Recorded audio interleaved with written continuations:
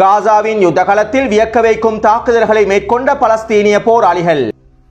Israeli ஆக்கிரமிப்பின் எத்தனை Merkava போர்த்தாங்கி வாகனங்கள் அளிக்கப்பட்டுள்ளன? இன்னும் எத்தனை போர்த்தாங்கி வாகனங்கள் இஸ்ரேலி ஆக்கிரமிப்பிடம் எஞ்சியிருக்கின்றன? 408 நாட்களை கடந்தும் பலஸ்தீனிய போராளிகளின் ஊடக பிரிவை கண்டுபிடிக்க முடியாத இஸ்ரேலி ஆக்கிரமிப்பு. படுகொலை செய்யப்பட்ட ஹிஸ்புல்லா இராணுவத்தின் ஊடக பேச்சாளரும் தெற்கு லெபனான் பிரதேசத்திலே கோலானி படைப்பிரிவுகளை கொத்து கொத்தாக தட்டி தூக்கும் ஹிஸ்புல்லா இராணுவத்தினரும்.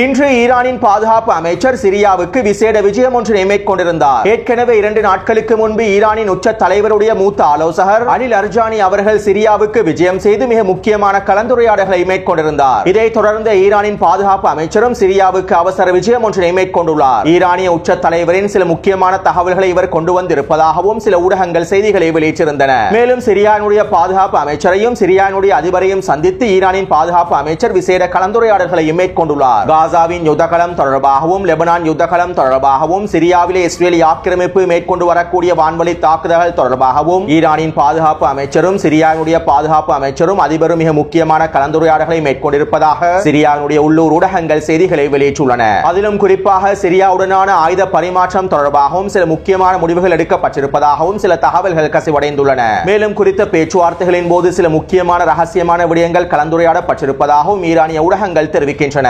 அடுத்து யமன் ஹவுதி இராணுவத்தினர் ஆக்கிரமிக்கப்பட்ட தெற்கு பிரதேசமான ஈலாட் பிரதேசத்தினை இலக்கு வைத்து ட்ரோன் தாக்குதல்களை மேற்கொண்டுள்ளார்கள். கிட்டத்தட்ட 4க்கும் அதிகமான ட்ரோன் தாக்குதல்களை வெற்றிகரமாக மேற்கொண்டிருப்பதாக யமன் ஹவுதி இராணுவத்தினுடைய ஊடக பேச்சாளர் தெரிவித்துள்ளார். இதேபோன்று ஈராக் இராணுவ கூட்டமைப்பினரும் ஒவ்வொரு நாளும் 4 தொடக்கம் 8 வரையிலான தாக்குதல்களை மேற்கொண்டு வருகின்றார்கள். நேற்றைய தினமும் ஈராக் இராணுவ கூட்டமைப்பினர் 6 தாக்குதல்களை மேற்கொண்டிருந்தார்கள். ஆக்கிரமிக்கப்பட்ட ஹைஃபா பிரதேசத்தில் இருக்கக்கூடிய இராணுவ தளங்களை இலக்கு வைத்தும் ஜோர்டான் வாலே பிரதேசத்தினை இலக்கு வைத்தும் ஆக்கிரமிக்கப்பட்ட கோலன் குன்று பிரதேசத்தை இலக்கு வைத்தும் ஈராக் இராணுவ கூட்டமைப்பினர் ட்ரோன் தாக்குதல்களையும் ஏவுகணை தாக்குதல்களையும் மேற்கொண்டுள்ளார்கள். இந்த தாக்குதலினால் பல சேதங்கள் ஏற்பட்டிருப்பதாகவும் இஸ்ரேலி ஆக்கிரமிப்பு சிப்பாய்கள் படுகாயமடைந்திருப்பதாகவும் தெரிவிக்கப்படுகின்றது. அத்தோடு ஆக்கிரமிக்கப்பட்ட டெல் அவீவின் சிசேரா பிரதேசத்தில் இருக்கக்கூடிய நெட்டன்யாஹுவினுடைய வீட்டை இலக்கு வைத்து சிறிய கையெறி குண்டு தாக்குதல்கள் மேற்கொள்ளப்பட்டுள்ளன. நெட்டன்யாஹுவினுடைய வீட்டு நுழைவாயிலேயே இந்த கையெறி குண்டுகள் வீசப்பட்டிருப்பதாகவும் இஸ்ரேலி ஆக்கிரமிப்பு ராணுவம் தெரிவித்துள்ளது. மேலும் இவை தொடர்பான விசாரணைகளுக்கு அமைவாக சில தகவல்கள் கசிவடைந்துள்ளன. இஸ்ரேலி ஆக்கிரமிப்பின் ரிசர்வ் படைப்பிரிவில் இருக்கக்கூடிய மூத்த அதிகாரி ஒருவரும் இஸ்ரேலி ஆக்கிரமிப்பின் ரிசர்வ் படைப்பிரிவை சேர்ந்த சிப்பாய் ஒருவரும் ஒன்றிணைந்து இந்த கையெறி குண்டு தாக்குதல்களை மேற்கொண்டுள்ளார்கள். காசாவின் யுத்தகலத்திலும் லெபனான் யுத்தகலத்திலும் இஸ்ரேலி ஆக்கிரமிப்பின் ரிசர்வ் படையினர் மிகப்பெரிய இழப்புகளை சந்தித்து வருகின்றார்கள். கடந்த ஒரு வருடத்திற்குள்ளே ரிசர்வ் படைப்பிரிவினுடைய 63 தளபதிகள் அளிக்கப்பட்டுள்ளார்கள். காசாவின் யுத்தகலத்திலும் லெபனான் யுத்தகலத்திலும் இவர்கள் அளிக்கப்பட்டுள்ளார்கள். மேலும் தொடர்ச்சியாக 200 நாட்களுக்கு மேலாக ரிசர்வ் படை சிப்பாய்கள் களத்திலே இருப்பதனால் அவர்கள் உளவியல் ரீதியாக பாதிக்கப்பட்டிருப்பதாகவும் தெரிவிக்கப்படுகின்றது. இப்படியான நிலைமையில் உளவியல் ரீதியாக பாதிக்கப்பட்ட விரக்தி அடைந்த சிப்பாய் ஒருவரும் ரிசர்வ் படைப்பிரிவின் மூத்த அதிகாரி ஒருவரும் ஒன்றிணைந்து இந்த கையெறி குண்டு தாக்குதல்களை மேற்கொண்டிருப்பதாக சில முக்கியமான தகவல்கள் கசிவடைந்துள்ளன.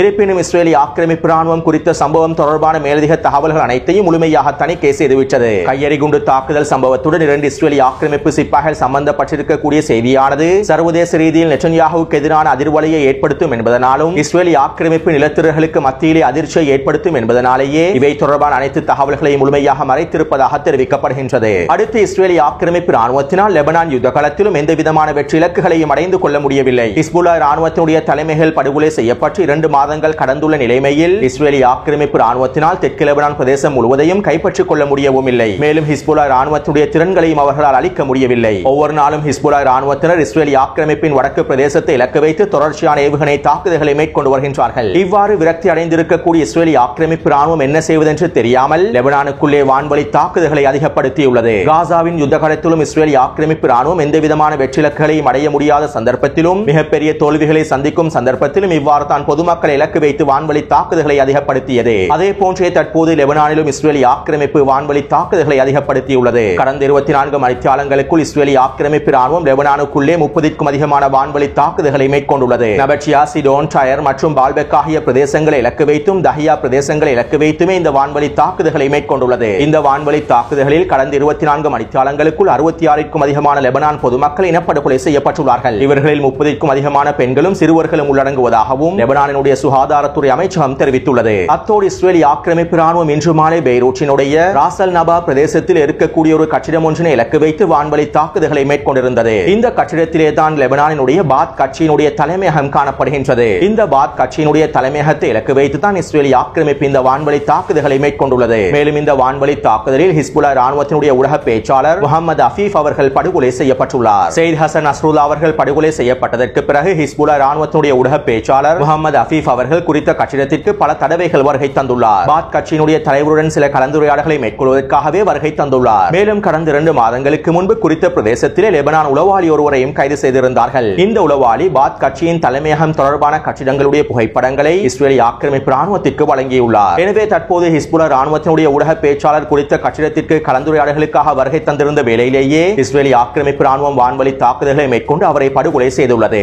அடுத்து ஹிஸ்புல்லா ராணுவத்தினரும் தொடர்ச்சியான வீரியமான தாக்குதல்களை மேற்கொண்டு வருகின்றார்கள். இதற்கமைவாக ஹிஸ்புல்லா ராணுவத்தினர் ஹைஃபாவின் குடியிருப்பு பிரதேசங்களை இலக்கு வைத்து டசன் கணக்கான ஃபாதி-6 ஏவுகணை தாக்குதல்களை மேற்கொண்டிருந்தார்கள். மேலும் இந்த தாக்குதலில் குறித்த பிரதேசத்தில் 5க்கும் அதிகமான குடியிருப்பு கட்டிடங்கள் சேதமடைந்துள்ளன. மேலும் இந்த தாக்குதல்களில் 8க்கும் அதிகமான நிலத்தரர்கள் படுகாயமடைந்திருப்பதாக இஸ்ரேலிய ஆக்கிரமிப்பு ஊடகங்கள் தெரிவித்துள்ளன. அடுத்து தரைவழி தாக்குதல்களில் மர்கபா பிரதேசத்தில் நிலை கொண்டிருக்கக்கூடிய இஸ்ரேலிய ஆக்கிரமிப்பு படைகளை இலக்கு வைத்து ஹிஸ்புல்லா ராணுவத்தினர் தொடர்ச்சியான ஏவுகணை தாக்குதல்களையும் மோட்டார் குண்டு தாக்குதல்களையும் ட்ரோன் தாக்குதல்களையும் மேற்கொண்டு வருகின்றார்கள். நேற்றிரவு மாத்திரம் குறித்த பிரதேசத்தில் நிலை கொண்டிருக்கக்கூடிய கோலானை படைப்பிரிவினை கொத்து கொத்தாக தட்டி தூக்குவதற்காக டசன் கணக்கான கவசதெரிப்பு ஏவுகணை தாக்குதல்களை மேற்கொண்டிருப்பதாகவும் தெரிவிக்கப்படுகின்றது. இந்த தாக்குதலில் மாத்திரம் 10க்கும் அதிகமான இஸ்ரேலிய ஆக்கிரமிப்பு சிப்பாய்கள் கொல்லப்பட்டும் படுகாயங்களுக்கு உள்ளாக்கப்பட்டிருப்பதாகவும் தெரிவிக்கப்படுகின்றது. அதேபோன்று டலௌசா பிரதேசத்தில் நிலை கொண்டிருக்கக்கூடிய இஸ்ரேலிய ஆக்கிரமிப்பின் 3 படைப்பிரிவுகளை இலக்கு வைத்தும் ஹிஸ்புல்லா ராணுவத்தினர் தொடர்ச்சியான தாக்குதல்களை மேற்கொண்டுள்ளார்கள். நேற்றிரவு குறித்த பிரதேசத்தில் இஸ்ரேலிய ஆக்கிரமிப்பு சிப்பாய்கள் பதுங்கியிருக்கக்கூடிய வீடொன்றினை இலக்கு வைத்து ட்ரோன் தாக்குதல்களையும் கவசதெரிப்பு ஏவுகணை தாக்குதல்களையும் மேற்கொண்டுள்ளார்கள். இந்த தாக்குதலில் குறித்த வீச்சில் இருந்து இஸ்ரேலிய ஆக்கிரமிப்பு படைகள் மொத்தமாக தட்டி தூக்கப்பட்டுள்ளார்கள். இருப்பினும் குறித்த தாக்குதல் தொடர்பான தகவல்களை இஸ்ரேலிய ஆக்கிரமிப்பு ராணுவம் முழுமையாக தணிக்கை செய்துவிட்டது. அடுத்து ஷமா பிரதேசத்தில் இஸ்ரேலிய ஆக்கிரமிப்பு படைகள் இரவு விருந்துக்காக சென்றிருந்தார்கள். இதன்போது ஒரு மெர்காவா போர்த்தாங்கி வாகனமும் இஸ்ரேலிய ஆக்கிரமிப்பின் 2 படைக்குழுக்களும் சென்றிருந்தன. மேலும் ஹிஸ்புல்லா ராணுவத்தினர் இவர்களை வரவேற்கும் முகமாக டசன் கணக்கான கவசதெரிப்பு ஏவுகணை தாக்குதல்களை மேற்கொண்டுள்ளார்கள். இந்த தாக்குதலில் மெர்காவா போர்த்தாங்கி வாகனம் முழுமையாக வெடித்து சிதறியுள்ளது. அதற்குள்ளே இருக்கக்கூடிய இஸ்ரேலிய ஆக்கிரமிப்பு சிப்பாய்களும் அதனோடு வந்த இஸ்ரேலிய ஆக்கிரமிப்பு சிப்பாய்களும் தீக்கிரையாக்கப்பட்டுள்ளார்கள். இதைத் தொடர்ந்தும் இஸ்ரேலிய ஆக்கிரமிப்பு ஷமா பிரதேசத்தினூடாக முன்னேறுவதற்கு முயற்சி செய்துள்ளது. மேலும் இன்று காலை ஹிஸ்புல்லா ராணுவத்தினர் குறித்த பிரதேசத்தினூடாக வருகை தந்த இஸ்ரேலிய ஆக்கிரமிப்பின் கோலானை படைப்பிரிவினை இலக்கு வைத்து அதிரடியான மோட்டார் குண்டு தாக்குதல்களையும் ட்ரோன் தாக்குதல்களையும் மேற்கொண்டுள்ளார்கள். மேலும் குறித்த பிரதேசத்திலே நசிர் ஏவுகணை தாக்குதல்களை மேற்கொண்டுள்ளார்கள். இந்த தாக்குதலிலும் பல இஸ்ரேலிய ஆக்கிரமிப்பு சிப்பாய்கள் கொல்லப்பட்டும் படுகாயங்களுக்கும் உள்ளாக்கப்பட்டுள்ளார்கள். தற்போதும் குறித்த பிரதேசத்தில் இரு தரப்பினருக்கும் இடையில் மோதல் இடம்பெற்று வருவதாகவும் தெரிவிக்கப்படுகின்றது. அடுத்து இன்று காலையிலேயே விருந்து விசாரங்களுக்காக இஸ்ரேலிய ஆக்கிரமிப்பின் கோலானை படைப்பிரிவினர் கியாம் பிரதேசத்தினூடாக தரைவழி தாக்குதல்களை மீண்டும் ஆரம்பித்துள்ளது. இந்த சந்தர்ப்பத்திலே ஹிஸ்புல்லா போராளிகள் முக்கோண வளையத்தினை உருவாக்கி இஸ்ரேலிய ஆக்கிரமிப்பு படைகளை கொத்து கொத்தாக தட்டி தூக்கியுள்ளார்கள். குறித்த பிரதேசத்தில் மாத்திரம் 4 தடவைகளுக்கு மேலால் கவசதெரிப்பு ஏவுகணை தாக்குதல்களையும் ட்ரோன் தாக்குதல்களையும் மோட்டார் குண்டு தாக்குதல்களையும் மேற்கொண்டிருப்பதாக தெரிவிக்கப்படுகின்றது. மேலும் குறித்த பிரதேசத்தினூடாகவும் இஸ்ரேலிய ஆக்கிரமிப்பு ராணுவத்தினால் முன்னேற முடியவில்லை. எனவே நேற்று மாலை 6 மணியிலிருந்து இன்று மாலை 6 மணி வரையில் கிடைக்கப்பெற்ற தகவல்களுக்கு அமைவாக லெபனான் யுத்தகாலத்திலே ஒரு மெர்காவா போர்த்தாங்கி வாகனம் அளிக்கப்பட்டுள்ளது. 35க்கும் அதிகமான இஸ்ரேலிய ஆக்கிரமிப்பு சிப்பாய்கள் கொல்லப்பட்டும் படுகாயங்களுக்கும் உள்ளாக்கப்பட்டுள்ளார்கள்.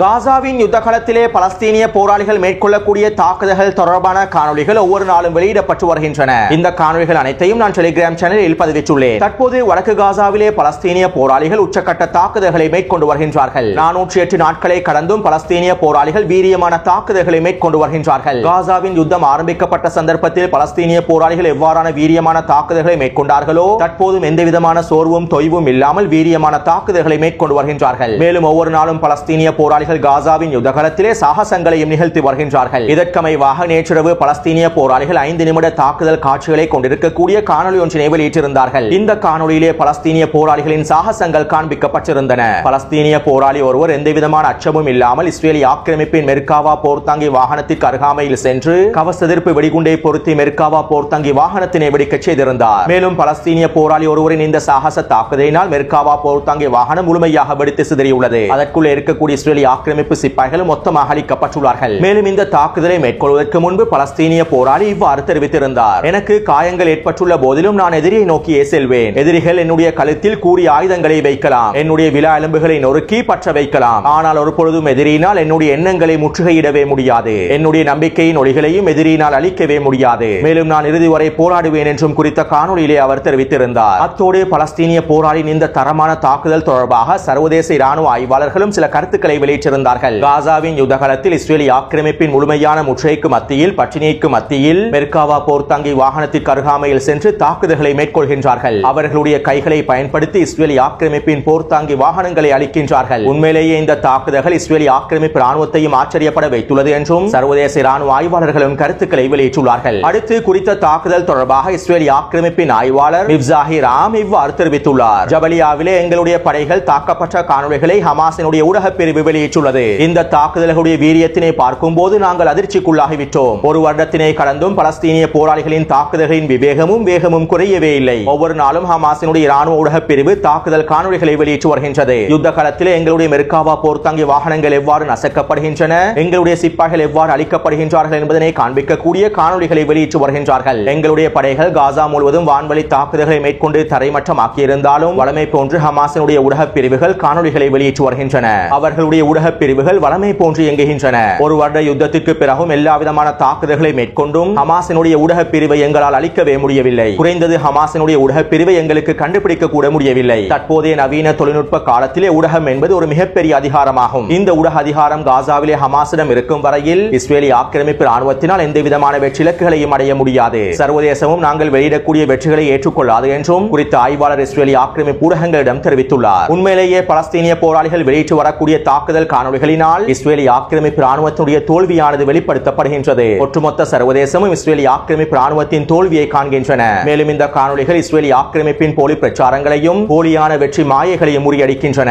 அடுத்து சில நண்பர்கள் இஸ்ரேலிய ஆக்கிரமிப்பு ராணுவத்தினுடைய மெர்காவா போர்த்தாங்கி வாகனங்கள் தொடர்பாக சில கேள்விகளை எழுப்பியிருந்தார்கள். காசாவின் யுத்த காலத்தில் எத்தனை மெர்காவா போர்த்தாங்கி வாகனங்கள் அளிக்கப்பட்டுள்ளன, இஸ்ரேலிய ஆக்கிரமிப்பு ராணுவத்திடம் இன்னும் எத்தனை மெர்காவா போர்த்தாங்கி வாகனங்கள் எஞ்சி இருக்கின்றன, எல்லா மெர்காவா போர்த்தாங்கி வாகனங்களும் அளிக்கப்பட்டு விட்டதா என கேள்விகளை எழுப்பியிருந்தார்கள். அதாவது காசாவின் யுத்த காலத்திற்குள்ளே நுழையக்கூடிய இஸ்ரேலிய ஆக்கிரமிப்பின் மெர்காவா போர்த்தாங்கி வாகனங்களையும் ஏனைய போர் வாகனங்களையும் பலஸ்தீனிய போராளிகள் ஒவ்வொரு நாளும் இலக்கு வைத்து தாக்குதல்களை மேற்கொண்டு வருகின்றார்கள். இவ்வாறு பலஸ்தீனிய போராளிகள் மேற்கொள்ளக்கூடிய தாக்குதல்களில் அதிகளவான மெர்காவா போர்த்தாங்கி வாகனங்கள் முழுமையாக வெடித்து சிதறுகின்றன. மீள பயன்படுத்த முடியாத அளவுக்கு இவை அளிக்கப்படுகின்றன. அதே நேரம் சிறிதளவிலான மெர்காவா போர்த்தாங்கி வாகனங்கள் பகுதி அளவிலேயே அளிக்கப்படுகின்றன. இவ்வாறு பகுதி அளவில் அளிக்கப்படக்கூடிய மெர்காவா போர்த்தாங்கி வாகனங்களை இஸ்ரேலிய ஆக்கிரமிப்பு ராணுவம் மீள சரி செய்து களத்திலே மீண்டும் களம் இறக்குகின்றது. உதாரணத்திற்கு ஒரு மெர்காவா போர்த்தாங்கி வாகனத்திற்குள்ளே குறைந்தது 5 இஸ்ரேலிய ஆக்கிரமிப்பு சிப்பாய்கள் பயணிப்பார்கள். பலஸ்தீனிய போராளிகள் மெர்காவா போர்த்தாங்கி வாகனங்கள் இலக்கு வைத்து கவசதிர் பேவுகணை தாக்குதல்களை மேற்கொள்ளும் சந்தர்ப்பத்திலும் வெடிகுண்டு தாக்குதல்களை மேற்கொள்ளும் சந்தர்ப்பத்திலும் மெர்காவா போர்த்தாங்கி வாகனத்திற்குள்ளே மிகப்பெரிய வெப்ப சக்தியானது கடத்தப்படுகின்றது.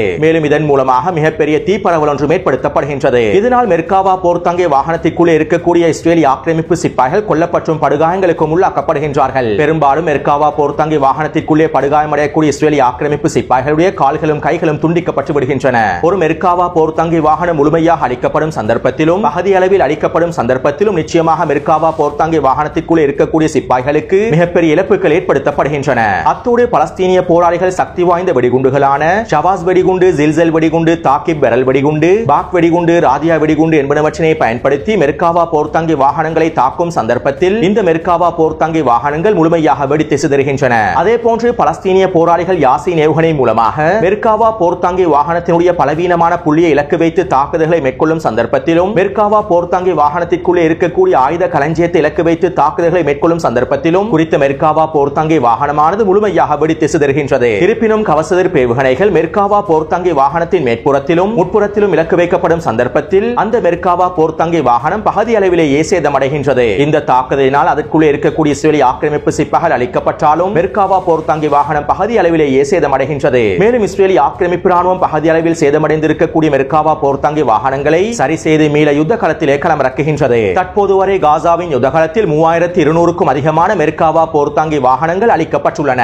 இவற்றிலே 800க்கும் அதிகமான மெர்காவா போர்த்தாங்கி வாகனங்களை சரி செய்து இஸ்ரேலிய ஆக்கிரமிப்பு மீண்டும் யுத்த களத்திலே களமிறக்கியுள்ளது. அதே போன்றும் இஸ்ரேலிய ஆக்கிரமிப்புக்கு தேவையான மெர்காவா போர்த்தாங்கி வாகனங்களை அமெரிக்காவும் களமிறக்குகின்றது. இதுவரைக்கும் 350 தொடக்கம் 500 வரையிலான மெர்காவா போர்த்தாங்கி வாகனங்களை அமெரிக்கா இந்த யுத்த களத்திலே களமிறக்கியுள்ளது. எனவே ஒட்டுமொத்தமாக எடுத்து நோக்கும் போது தற்போது இஸ்ரேல் ஆக்கிரமிப்பு ராணுவத்திடம் 800 தொடக்கம் 1200 வரையிலான மெர்காவா போர்த்தாங்கி வாகனங்கள் எஞ்சியுள்ளன. இந்த மெர்காவா போர்த்தாங்கி வாகனங்களை தான் காசாவின் யுத்த களத்திலும் லெபனான் யுத்த களத்திலும் களமிறக்கியுள்ளது. அடுத்து பலஸ்தீனிய போராளிகள் காசாவின் யுத்த களத்தில் தொடர்ச்சியான தாக்குதல்களை மேற்கொண்டு வருகின்றார்கள். இதற்கமைவாக அல் கஸாம் படையினர் அன்சார் படையுடன் ஒன்றிணைந்து கூட்டு தாக்குதல் ஒன்றை மேற்கொண்டுள்ளார்கள். இதன்போது ஸ்னைப்பர் தாக்குதல் மூலமாக இஸ்ரேலிய ஆக்கிரமிப்பு சிப்பாய்களை அழித்துள்ளார்கள். அடுத்து பெய்ட்லாஹியா பிரதேசத்திலே வீடொன்றில் பதுங்கியிருந்த 10 இஸ்ரேலிய ஆக்கிரமிப்பு சிப்பாய்களை சுற்றி வளைத்து அல் கஸாம் படையினர் தாக்குதல்களை மேற்கொண்டுள்ளார்கள். இந்த தாக்குதலிலே 10 இஸ்ரேலிய ஆக்கிரமிப்பு சிப்பாய்களும் கொத்தாக அழிக்கப்பட்டுள்ளார்கள். மேலும் இவர்களை அள்ளிச் செல்வதற்காக வருகை தந்த மெர்காவா போர்த்தாங்கி வாகனத்தையும் புல்டோசர் வண்டியையும் அழித்துள்ளார்கள். அடுத்து அல் குதுஸ் படையினர் பெய்ட்லாஹியா பிரதேசத்திலே தாக்கி வெடிகுண்டை பயன்படுத்தி ஒரு மெர்காவா போர்த்தாங்கி வாகனத்தை அழித்துள்ளார்கள். அதேபோன்று அல் அக்ஸா படையினர் பெய்ட்லாஹியா பிரதேசத்திலே 2 வீடுகளுக்குள் பதுங்கியிருக்கக்கூடிய இஸ்ரேலிய ஆக்கிரமிப்பு படைகளை இலக்கு வைத்து தாக்குதல்களை மேற்கொண்டுள்ளார்கள். மேலும் குறித்த பிரதேசத்தில் ஒரு மெர்காவா போர்த்தாங்கி வாகனத்தையும் அளித்துள்ளார்கள். அடுத்து இஸ்ரேலிய ஆக்கிரமிப்பு ராணுவம் இன்று காலையிலேயே மத்திய காசாவின் புரூஜி கிழக்கு பிரதேசத்தினூடாக தரைவழி தாக்குதல்களை ஆரம்பித்திருந்தது. இதற்கமைவாக குறித்த பிரதேசத்தினூடாக வருகை தந்த 2 மெர்காவா போர்த்தாங்கி வாகனங்களையும் 2 புல்டோசர் வண்டிகளையும் தந்தம் வெடிகுண்டை பயன்படுத்தி அல் கஸாம் படையினர் தட்டி தூக்கியுள்ளார்கள். அதேபோன்று அல் கஸாம் படையினரும் அல் குதுஸ் படையினரும் ஒன்றிணைந்து புரூஜி கிழக்கு பிரதேசத்திலே ஒஃபென்சிவ் தாக்குதல்களை மேற்கொண்டுள்ளார்கள். இதன்போது 2 மெர்காவா போர்த்தாங்கி வாகனங்களும் அளிக்கப்பட்டுள்ளன.